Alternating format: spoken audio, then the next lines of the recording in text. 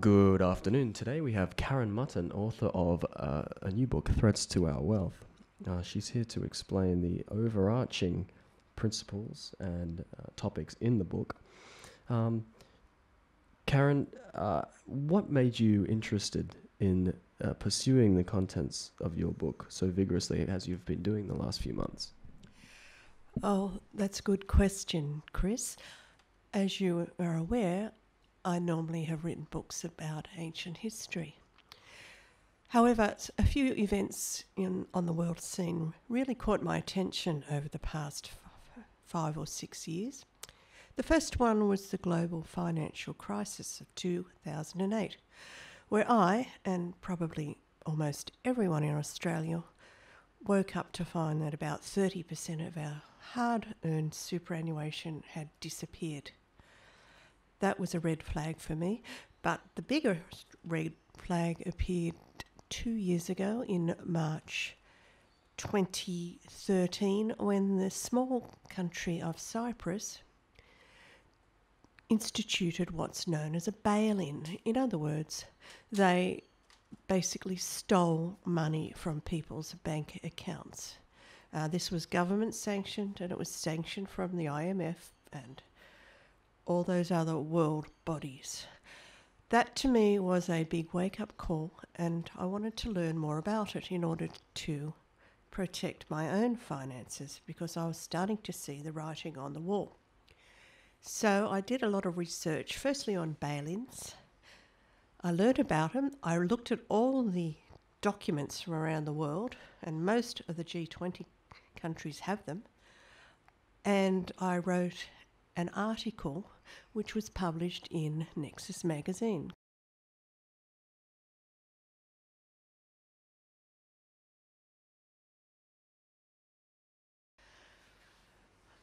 On the heels of that, I wrote an article called Pension Confiscation, as I've noticed that pensions were being confiscated in many countries around the world as well. That was also published in Nexus, and the final one was a subject called the Global Reset, which was something I wasn't familiar with until I started researching it. What it basically means is there is every likelihood that our current monetary system is going to be changed, altered, or what's known as reset. Now, there's a lot about that online. A lot of people saying it's going to be a good thing.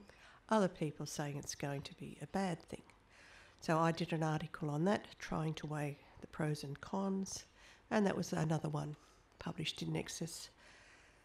I decided then to write a book covering those and many other topics, as I was invited to speak at the 2014 Nexus conference in Queensland on that topic. For those of you who don't know what Nexus is, would you mind just quickly explaining what kind of magazine Nexus is and what sort of topics they cover? Nexus is an alternative magazine. It covers alternative science, alternative history. It'll cover economics, the broader issue of politics rather than just general left-right.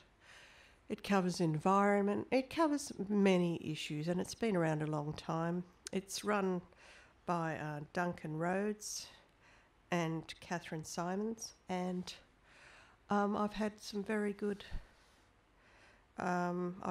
association with them for the last 10 years since they've published other articles of mine. So your first public appearance regarding the content in this book was at the 2014 Nexus conference. What did you learn about people's attitudes towards this information, and did you find that people were receptive to this information? Did people understand this information? Chris, I found a lot of people came up to me and said that they'd been worried about this information, but they couldn't understand it until I had explained it. And I tried to simplify it, and I think I managed to do that at the Nexus conference. Let's face it, we all have money. Most people who work in this country have to have superannuation. We all want to look after our families. And finance, unfortunately, is considered a very boring and a very difficult subject. So most people, and I myself was included, tend to ignore it and hope that someone else, such as a government or the bank or your financial advisor or your fund, is going to look after your money.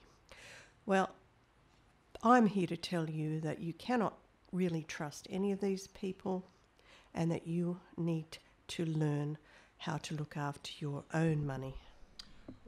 So, following that, we've got a PowerPoint presentation, which would you say it'd be fair to say that it's compressing the main themes and ideas in your book down into a shorter introductory format? Yes, I tried to make it very simple, mainly in bullet points. So, in other words, for every chapter in my book, I've distilled it into a few main points. I'm going to put this on my Facebook page and put some links to other information and videos as well. Now, this is the book I managed to self-publish called Threats to Our Wealth with the help of Chris, and it's got a lot of information. It's very current and it's fully referenced. I'm going to now go through the first chapter, which is basically just a summary of what I consider to be the 7 inherent flaws of our whole financial system. I'm not talking about just the current things. I'm talking about the way it was set up centuries ago and how this whole system has been instituted to enrich a very few people at the expense of a lot of people. The 1%, or really they're less than 1%. But anyway, I'm going to go through what I consider, this is my opinion, the 7 probably the greatest flaws of our financial system.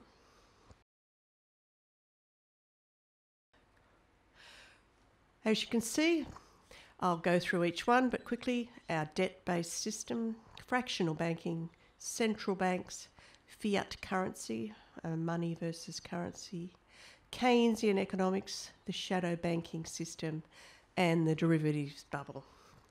Now, I can understand that most of you probably haven't heard of most of this, so I'll try to make it very simple and very brief, so you'll get just a basic understanding of what our modern system is all about.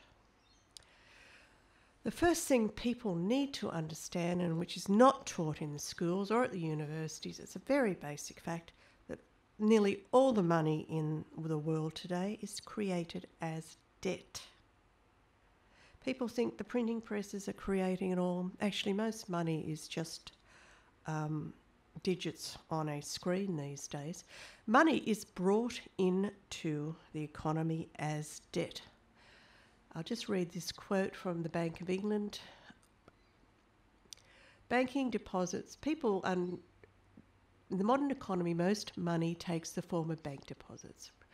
Blah, blah. The principal way in which they are created is through commercial banks making loans. Whenever a bank makes a loan, it creates a deposit in the borrower's bank account, thereby creating new money.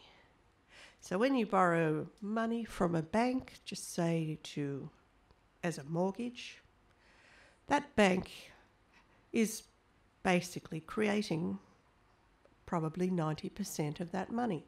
Now think about it. They have to have 10% of that money, but the rest of it they are creating. So they get to keep the asset, they get to charge interest on it, and the money came to them free. Now the way money is created through what we people think is the government is through what are known as central banks. They also bring money into creation as debt. Now the amazing thing is these people, the central banks, can create money out of nothing and charge interest on it. And there is the beauty of this scam. They create the money out of nothing and they charge interest on it.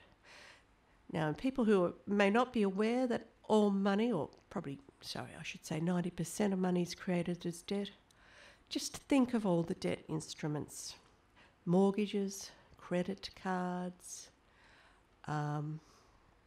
bonds. They are all debt instruments. So keep that in mind. All money is created as debt. The second point I'd like to bring up is what's known as fractional banking, which is also apparently not taught in schools or universities.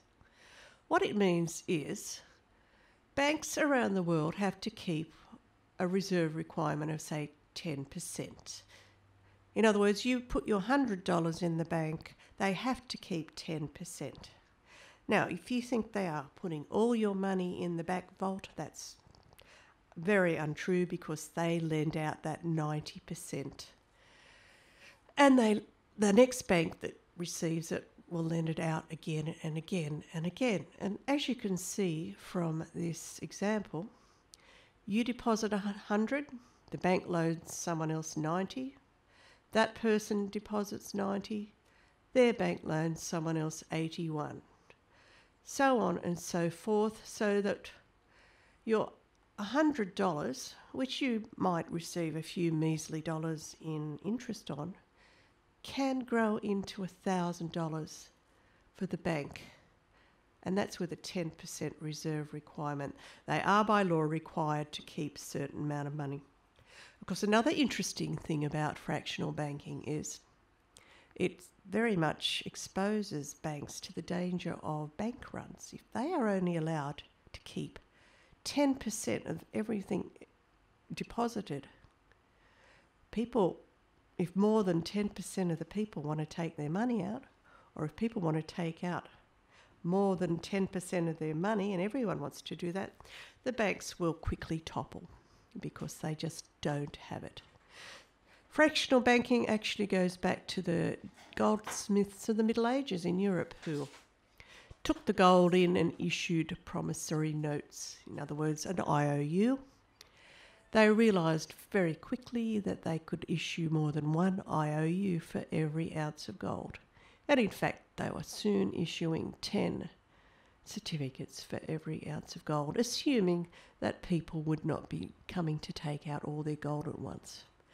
If everyone came to take their gold out at once, of course, the money lenders or the goldsmiths would have gone broke. So that's fractional banking. All the banks practice it. All the banks around the world. Central banks. Most people assume that central banks, in other words, the Federal Reserve of America, the Reserve Bank of Australia, the Reserve Bank of everywhere else, people think they are government-owned banks, banks owned by the people. That is a misconception which governments are quite happy to propagate, but in reality, every central bank is privately owned by a cartel of world banks who covertly run the world. The central banks operate for the exclusive profit of a very small group of powerful families who control governments, monarchies, multinational organisations like the UN, the WHO, and a host of other bodies. They have acquired massive wealth over the generations.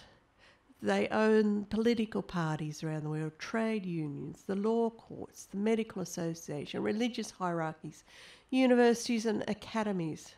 They own the mass media, and they promote their policies to eradicate all opposition. They choose the leaders and induct people into powerful secret societies and insider groups like Freemasons, the Bilderberg Council on Foreign Relations, etc. 3 essential pillars of their domination of the world economy are the World Bank, the IMF, and the Bank for International Settlements. The first two, the IMF and the World Bank, were set up at the Bretton Woods Conference in 1944, supposedly to help the world, but they really were there to plunder and loot the world. The central bank of central banks is a bank very few people have heard of. It's called the BIS, and it's in Basel, Switzerland. It's the Bank for International Settlements. It is basically the bank which overshadows every other central bank in the world.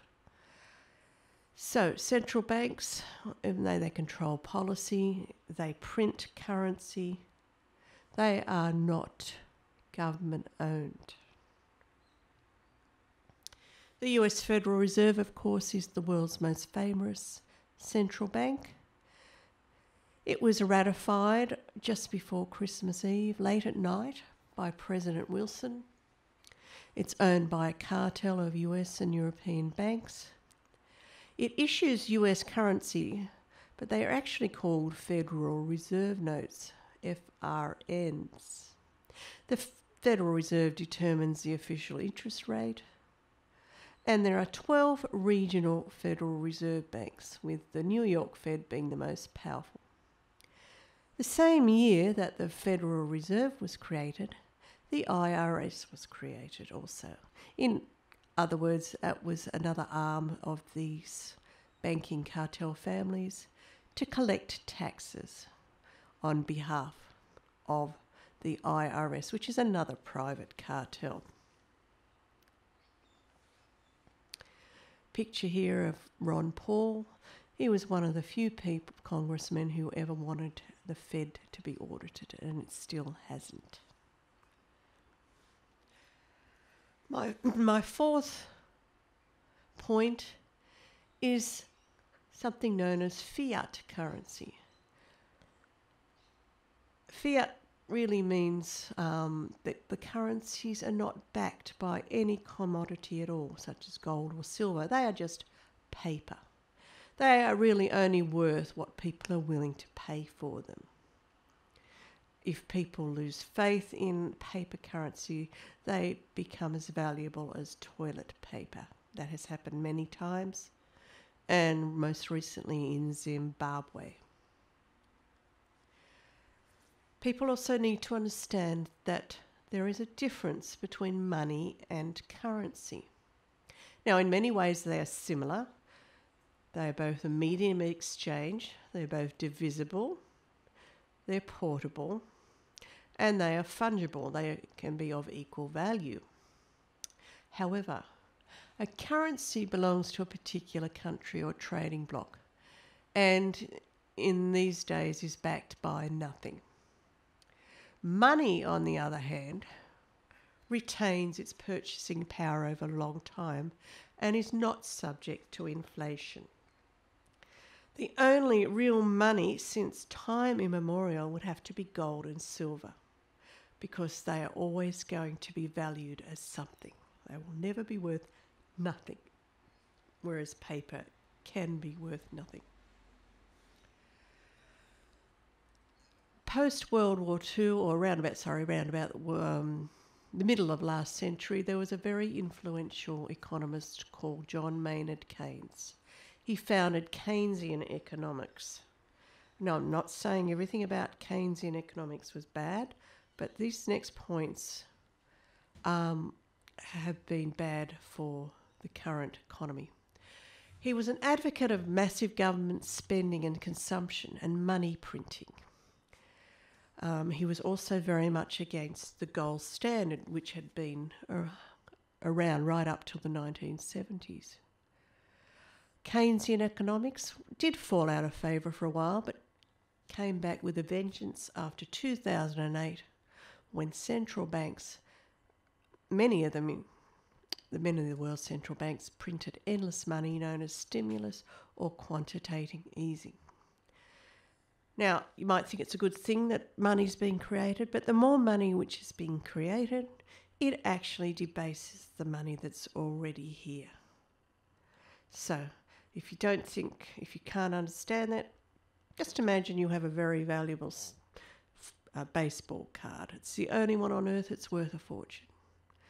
Now, if someone found a box full of them somewhere else and 100 more of them, they would all be worth a lot less, including the original one, which was thought to be the only one. Most people have never heard of the shadow banking system. Shadow banks are a collection of non-bank, or they can be bank, financial institutions which provide services similar to banks, but they are not regulated. Very important. They include hedge funds, structured investment vehicles, and derivatives. The shadow banks can be also commercial banks with a whole section of transactions off the ledgers. That's what makes them shadow. The whole global wealth of the shadow banking system exceeds $67 trillion.